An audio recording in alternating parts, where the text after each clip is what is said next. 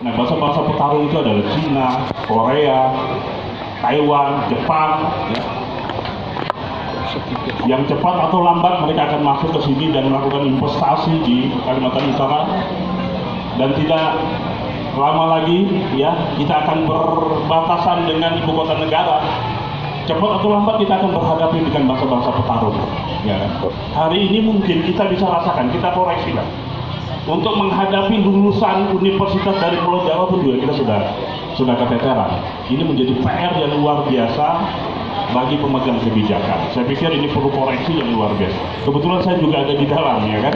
Sebagai pengajar saya juga sangat sedih sekali memiliki sebuah daerah yang kaya luar biasa, tapi pendidikannya sangat minim sekali. Ya, adik-adik kita, ya. Kami ini sebagai pengajar di salah satu universitas itu apa adanya aja, ya. Dan kita sangat ironis sekali melihat tambang, melihat perkebunan kelapa sawit yang luar biasa, tapi tidak imbang. Bahkan ada beberapa perusahaan yang kita anggap luar biasa, tapi menginvestasikan pendidikannya di luar daerah. Ini sangat menyedihkan sekali. Saya pikir ini menjadi catatan bagi kita satu saat nanti, teman-teman, kawan-kawan, sahabat-sahabat, abang-abang yang ada di sini, yang satu saat akan memegang kebijakan dana pendidikan yang harus kita anggarkan yang luar biasa. Kenapa? Ya, tadi saya sampaikan tadi, bukan hanya nanti juga kita menghadapi bangsa-bangsa petarung. Mungkin kita akan menghadapi robot dengan sistem yang canggih. Nah, saya pikir kalau anak-anak kita dengan sistem pendidikan yang ada di Provinsi Kaltara yang apa adanya seperti ini, saya pikir ya kita hanya menjadi sampah sosial. Saya pikir sampah sosial, ya. Bukan sampah masyarakat, tapi sampah sosial. Jadi proses menyelesaikan sampah sosial itu cukup panjang. Makanya tadi Bang Sabirin menyampaikan ledakan-ledakan. Ini kan persoalan bom waktu, ya. Kalau persoalan sosial kita ini tidak clear, ya, cepat atau lambat dengan investasi yang luar biasa, tapi persoalan sosial itu tidak kita uraikan secara masif, ya cepat atau lambat akan terjadi bom waktu. Saya pikir pemerintah daerah juga setidaknya harus juga konsultasi dengan teman-teman dan kawan-kawan aktivis sosial. Bukan hanya kita hanya mengejar investasi, tapi persoalan dampak kalau masyarakat Kalimantan Utara itu tidak siap, cepat atau lambat akan terjadi bom waktu. Nah, hari ini kalau kita melihat, kita cukup bangga, ya. Secara nasional kita menyaksikan Presiden juga sudah berapa kali ke TV, ya kan. Dengan bangga kita ini memiliki kawasan energi yang luar biasa. Dengan bangga pada saat penetapan food estate itu menjadi kabar burung lagi nih, ya kan. Hilang lagi seperti itu. Nah, ini ke depan, ya, kalau persoalan-persoalan ini tidak diselesaikan secara baik, ini akan menimbulkan konflik. Saya pikir persoalan Rempang yang kemarin yang terjadi itu di Selat Malaka, ya kan. Makanya saya tadi menyampaikan, ya, investasi Cina di Indonesia itu kan bukan pada persoalan investasi, tapi Barat yang anti Cina itu memahami kawasan investasi itu sebagai kawasan militer, ya. Tanah Kuning itu digelontorkan investasi yang luar biasa. Dalam kacamata pemerintah dan pemerintah pusat itu memahami secara investasi, tapi dalam kacamata bangsa Amerika dan bangsa Eropa itu merupakan pangkalan militer untuk masa depan. Nah, hari ini, ya, kita ke depan, ya, akan cepat atau lambat akan merasakan, ya, bagaimana suasana berbatasan dengan ibu kota negara.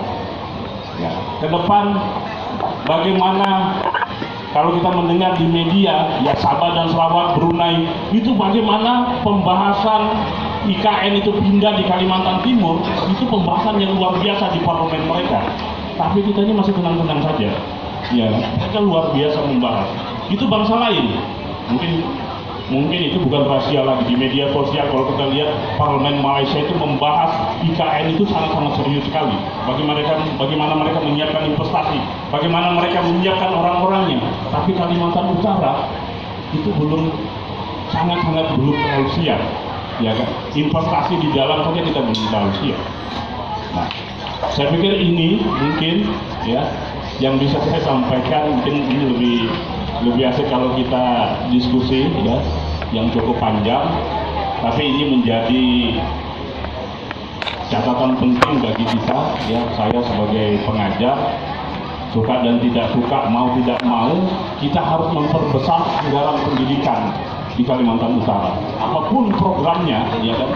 Tapi bagaimana kita meningkatkan dan kesiapan sumber daya manusia untuk adik-adik kita. Kalau seperti kita ini mungkin zaman kita sudah mulai habis, ya kan? Tapi adik-adik kita ini akan berhadapan dengan bangsa-bangsa petarung, akan berhadapan dengan robot. Nah, tentu kita membutuhkan anggaran yang luar biasa. Mungkin itu yang bisa saya sampaikan. Saya kembali kepada moderator. Assalamualaikum warahmatullahi wabarakatuh. Tepuk tangan dulu, terima kasih Bang Jimmy Nasrul.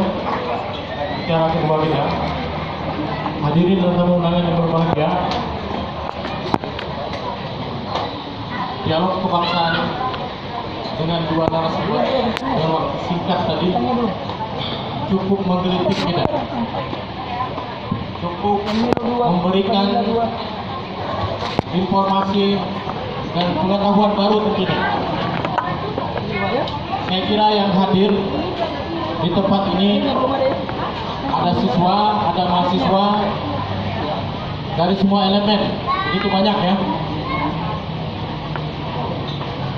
Tiba saatnya saya akan memberikan kesempatan kepada audien, kawan-kawan yang hadir pada malam hari ini. 5 orang dulu. 5 orang pertama saya akan berikan kesempatan. Jika orang tua bicara masa lalu, anak muda harus bicara masa depan. Saya mulai yang muda-muda dulu.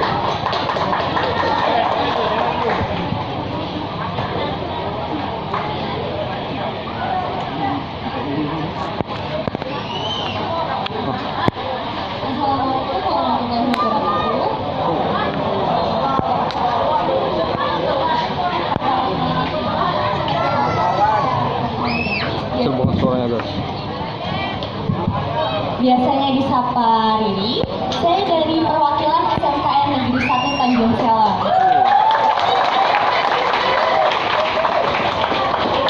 Sebelumnya saya ucapkan terima kasih kepada Bapak Jimmy dan Bapak Sabirin atas pembahasannya. Di sini saya ingin bertanya, dari pembahasan yang kita bahas malam ini mengenai ekonomi, politik, penegakan hukum dan perkembangan Kaltara. Dan di sini dari narasumber pertama kita yaitu Bapak Sabirin Sanyo yang membahas tentang dari Tarakan kita sudah menerima 1.000 tenaga kerja dari luar yaitu dari Cina. Nah, kemudian dari narasumber kedua kita Bapak Jimmy yang kita ketahui Kaltara ini memiliki banyak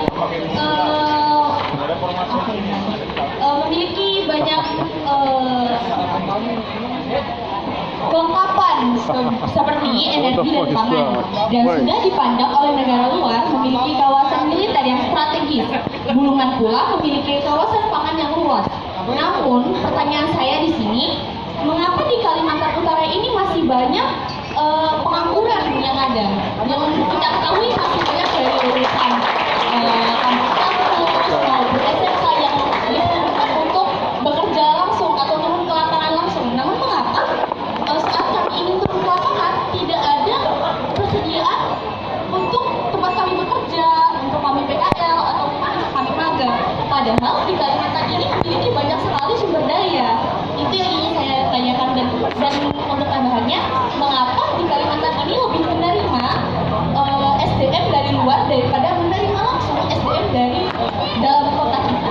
Terima kasih. Wassalamualaikum warahmatullahi wabarakatuh. Dari SMK Negeri 1 Tanjung Sela. Oh ya, unikal kan? Jas merah.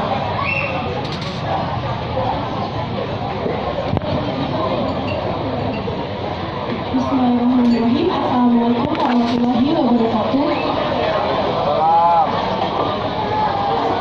Salam Om Swastiastu, Namo Buddhaya, Salam Kebajikan dan Salam Sejahtera. Selamat malam semua. Perkenalkan, nama saya Nurhani Azahra, biasa disapa Hani. Saya merupakan perwakilan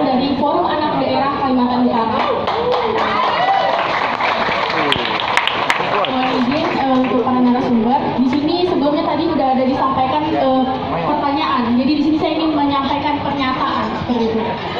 Menurut Undang-Undang Nomor 23 Tahun 2002 tentang Perlindungan Anak Pasal 4 mengenai pemenuhan hak anak, ada sebuah gagasan yang disampaikan oleh Gubernur Kalimantan Utara, yang dimana salah satu tujuan dari wajib belajar 16 tahun yaitu untuk mempersiapkan sumber daya manusia yang unggul.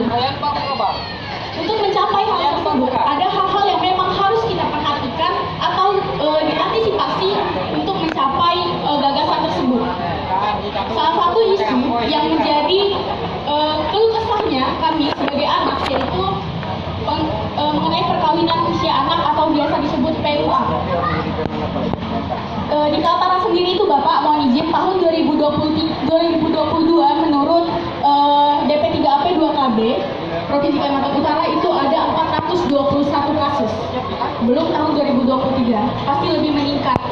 Yang dimana salah satu faktornya adalah adat, ekonomi, dan juga faktor lingkungan seperti itu. Jadi, karena di sini ada temanya yaitu harapan masyarakat Kaltara, kita mengusung tema tersebut. Harapan saya, kita semua bisa menolak dan mengantisipasi terjadinya perkawinan usia anak, khususnya di Kalimantan Utara. Seperti itu. Terima kasih. Wassalamualaikum warahmatullahi wabarakatuh. Dari Forum Komunikasi Anak Daerah, saya janji dengan yang merah. Ya, saya harus menepati janji. Dari Unikal, jas merah, jangan lupakan sejarah. Ya, silakan. Siapa yang mau jadi ujung tombaknya?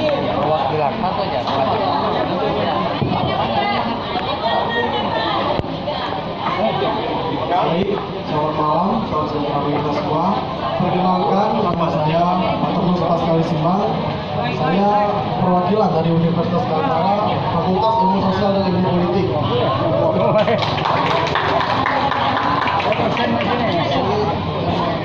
Terkait dengan judul atau tema dialog kita malam ini, yakni harapan masyarakat Kaltara.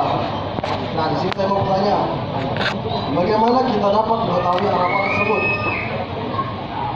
Dan bagaimana cara kami selaku mahasiswa membantu mewujudkannya serta sedang berapa persen harapan yang sudah diketahui dan terwujud.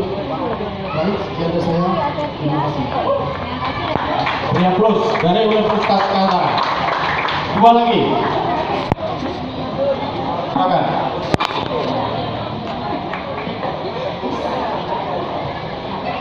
Baik, mohon izin. Perkenalkan, nama saya Dini Malaysia Yusuf. Saya dari perwakilan SMA Negeri 1 Tanjung Selor. Dari yang telah saya cermat, minimnya pendidikan di Kalimantan Utara tentu akan memacu generasi muda Kaltara untuk menempuh pendidikan di daerah lain yang lebih unggul.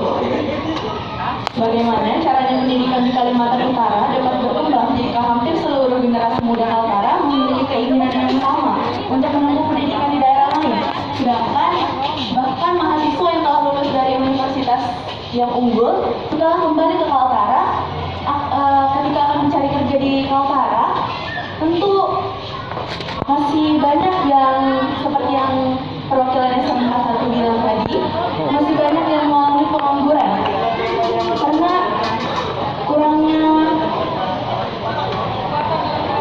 kurangnya kesempatan yang diberikan oleh pemerintah daerah kita sendiri. Baik, sekian yang dapat saya Yang Plus untuk SMA Negeri 1 Tanjung Selor. Yang kelima. Ya, ini tunggal. Kebetulan di kafe ini banyak yang hadir. Dan juga saya perkenalkan Pak Erwin Sugara, Sekretaris Pengurus Daerah KWT Kabupaten Tanah Tidung.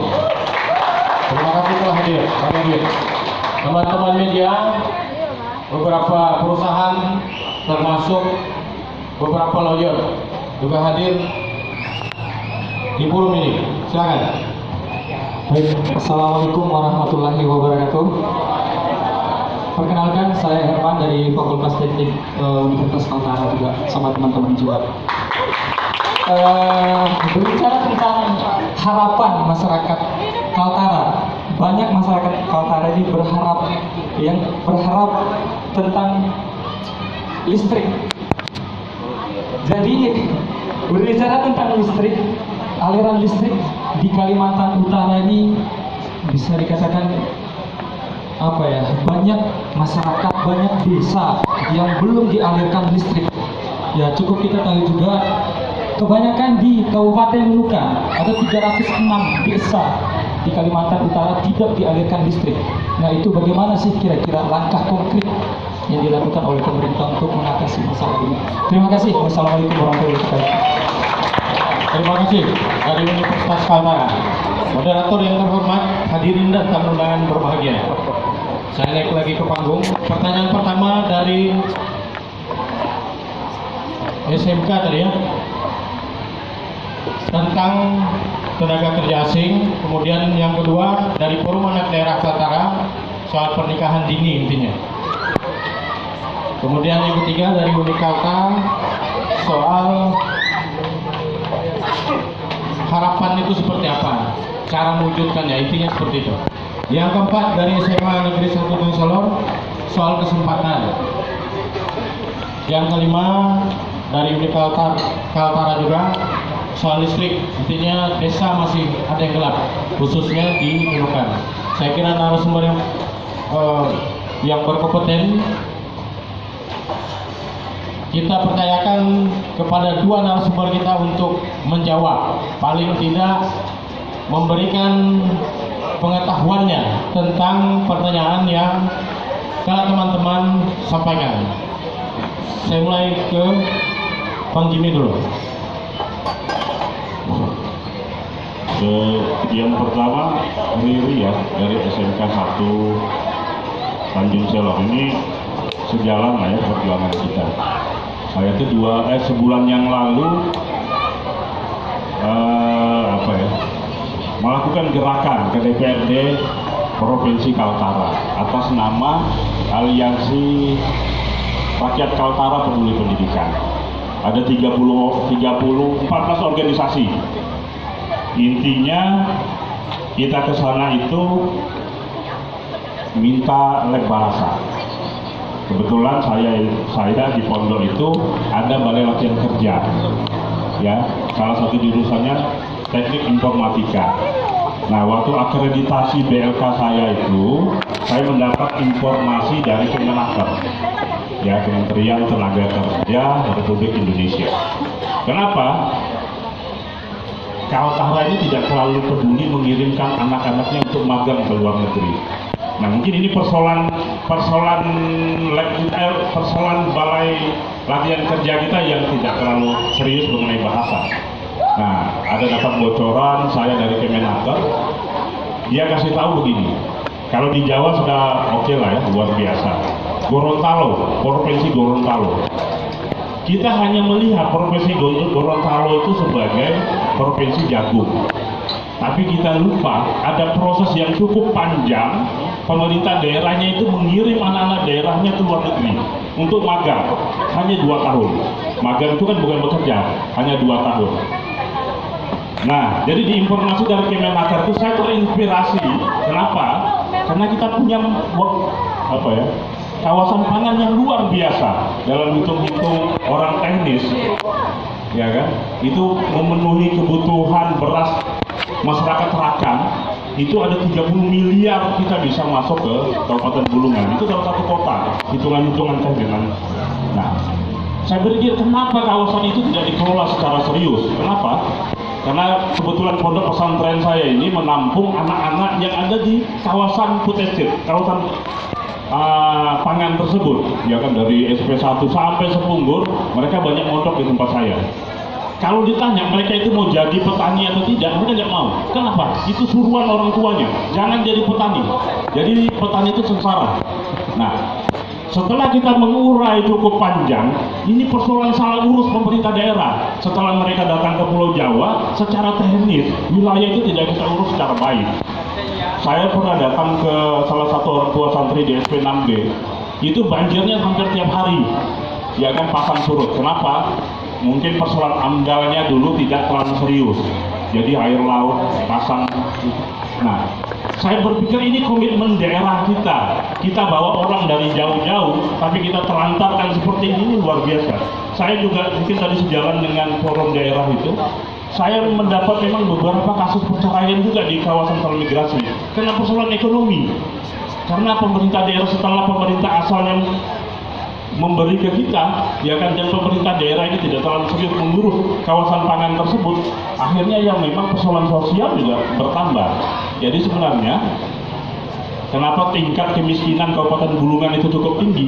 Ini ada eksodus kemiskinan, ya kan? Yang berpikir kita waktu itu ini menambah bagaimana mereka yang datang dari Pulau Jawa ini membuat inspirasi bagi penduduk lokal supaya lebih maju. Tetapi karena kita salah urus, ini malahan menambah kemiskinan yang ada di Kabupaten Bulungan. Nah, salah satunya saya punya solusi pada saat itu setelah saya tanya, kalau magang itu kira-kira itu dapat gaji nggak? Dapat nggak? Ini salah satu. Mereka merekomendasikan itu ada 3 negara. Jepang itu mempersiapkan hampir 17.000 anak-anak Indonesia lulusan SLTA dan SMK dengan 15 profesi. Itu siap ditampung oleh Kemenaker, magang di Jawa Barat dulu baru dikirim. Ya. Nah, kalau kita itu punya BLK di sini di Bulungan, kita bisa memperpendek karantina anak-anak kita yang tadinya 6 bulan, itu mereka bisa 1 bulan saja mereka langsung berangkat.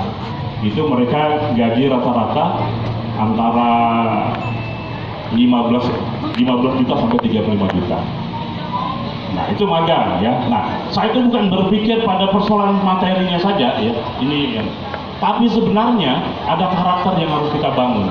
Karena Jepang itu adalah bangsa petarung, Korea itu adalah bangsa petarung, ya kan? Nah, kalau anak-anak kita habis magang di tempat bangsa-bangsa petarung itu, persoalan menghadapi Cina itu tidak ada masalah, ya kan?